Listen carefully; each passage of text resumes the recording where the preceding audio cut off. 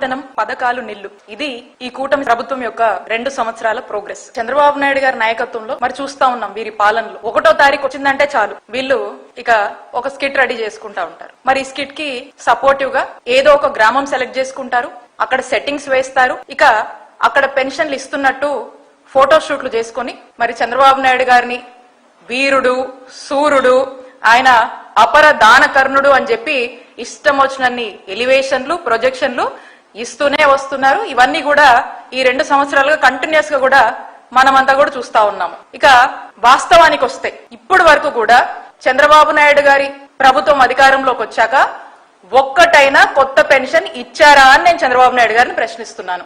అవినీతి విపరీతంగా చేయాలి, కరప్షన్, కంఫర్ట్స్ అండ్ లగ్జరీ ఇవే చంద్రబాబు నాయుడు గారి యొక్క పాలనలో మరి మనకు కనిపిస్తున్నాయి. వాళ్ళ యొక్క విలాసాల కోసం తప్పితే ప్రజల ప్రయోగాల కోసం ఏమీ కూడా పని చేయట్లేదు, పట్టించుకోవట్లేదు. ఎందుకంటే ప్రజల మీద చిత్తశుద్ధి అనేది లేనే లేదు చంద్రబాబు నాయుడు గారి ప్రభుత్వానికి అని స్పష్టమైంది ఇప్పటికే.